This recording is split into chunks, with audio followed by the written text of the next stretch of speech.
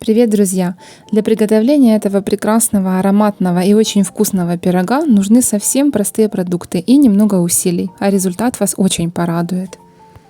Я буду готовить знаменитый тирольский пирог с ягодами на песочной основе. Просеиваем для этого муку. Для того, чтобы песочное тесто получилось удачным и сохранило свою рассыпчатость, очень важен порядок закладки продуктов. К муке добавляем 1 чайную ложку разрыхлителя, 1 щепотку ванилина, щепотку соли для баланса вкусов и обязательно холодное масло. Растираем вилочкой масло с мукой, чтобы получилась крошка.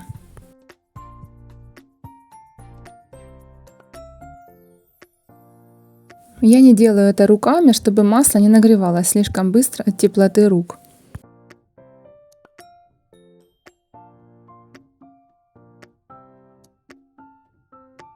Вот такая крошка получилась. Теперь будем добавлять остальные ингредиенты. Сахар 70 грамм. У меня это 3 столовые ложки. И 1 яйцо. Желательно, чтобы яйцо было тоже холодное. Все быстро перетираем. Друзья, всем большое спасибо за поддержку и подписку на канал.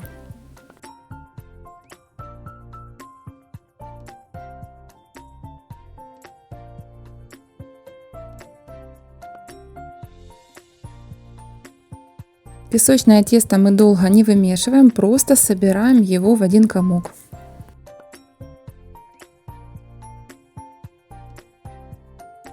Оно получается вот такое нежное и пластичное.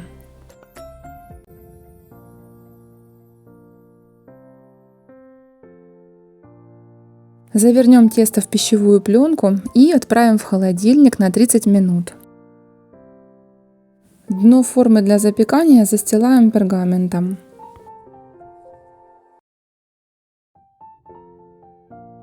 Тесто уже охладилось, теперь будем формировать из него основу для пирога.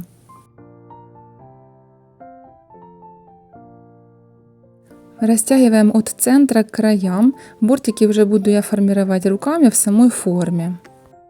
Поэтому по краям оставляем более толстый слой теста.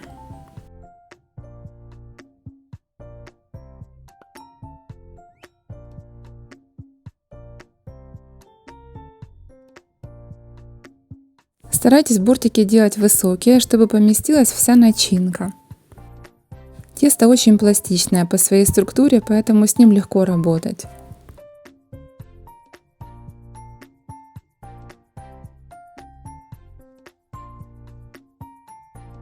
Обязательно густо накалываем тесто вилочкой и бортики, и дно, для того, чтобы корж не вздувался во время выпечки. Я вижу, что корж нагрелся во время работы с ним, поэтому отправлю его в холодильник на 15-20 минут. Застилаю дно фольгой, а сверху буду использовать груз в виде фасоли. Можно что-то другое использовать. Например, соль.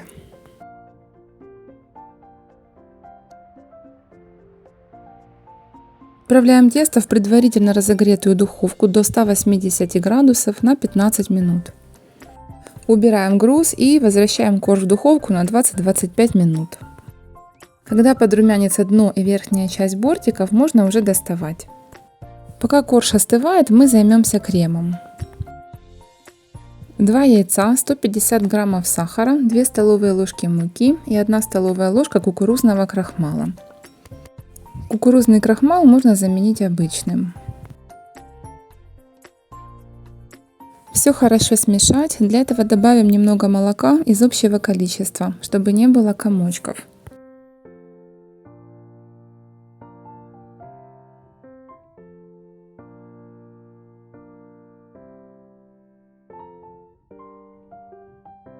Щепотка ванилина.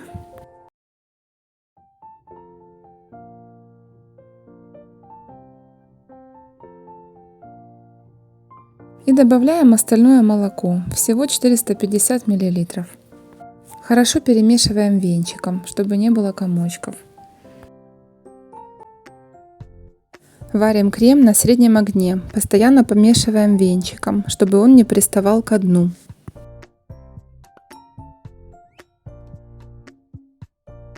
Крем уже начал густеть. Когда появляются первые пузырьки, то провариваем еще 1-2 минуты и выключаем. Убираем крем с плиты, пускай остынет минут 10, и добавляем сливочное масло 20-30 грамм.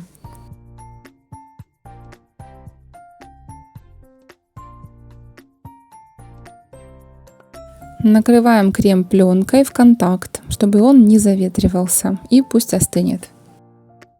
Кстати, крем вы можете приготовить заранее, когда охлаждается тесто после замеса, первые 30 минут. Наш крем остыл, можно приступать к сборке этого вкуснейшего пирога.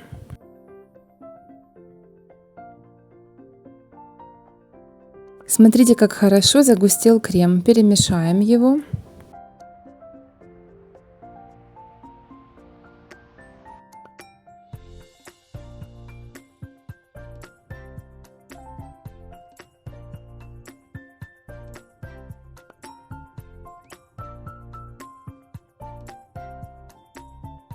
Выкладываем его в ароматную песочную корзинку и равномерно распределяем по поверхности.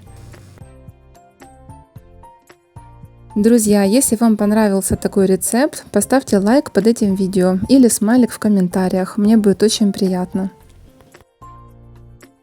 А также подписывайтесь, пожалуйста, на канал и нажимайте колокольчик, чтобы не пропускать новые видео.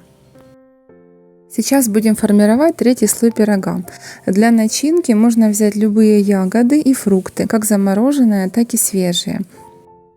Или консервированные тоже можно. У меня сегодня будет черная и красная смородина. Если будете использовать замороженные ягоды, то сок из них нужно будет слить отдельно, а попозже можно использовать для приготовления желе.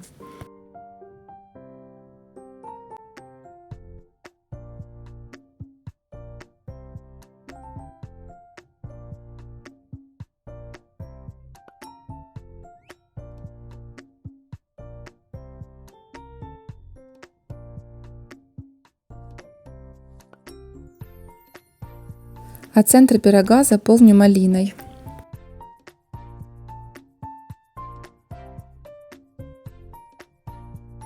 Приготовим желейную заливку. Беру любое ягодное желе. У меня малиновое, 90 грамм, это 1 пачка. Заливаю кипятком 150 мл. Обратите внимание, горячей воды я беру меньше, чем указано в инструкции на упаковке к этому желе. Так и нужно. Так желе получается у нас более сладкое и более плотное.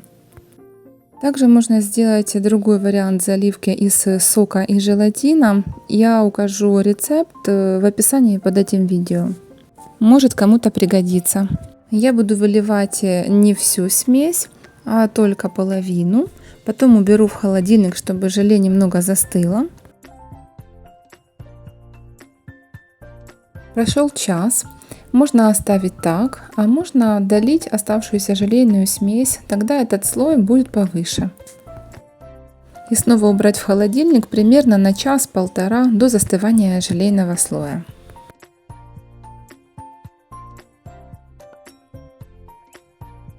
Вот такая ароматная красота у нас получилась. Не терпится поскорее попробовать.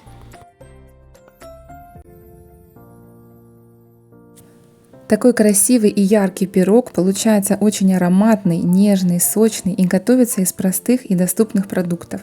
Порадуйте себя и своих близких такой вкусняшкой. Всем приятного аппетита, подписывайтесь на канал и готовьте с удовольствием.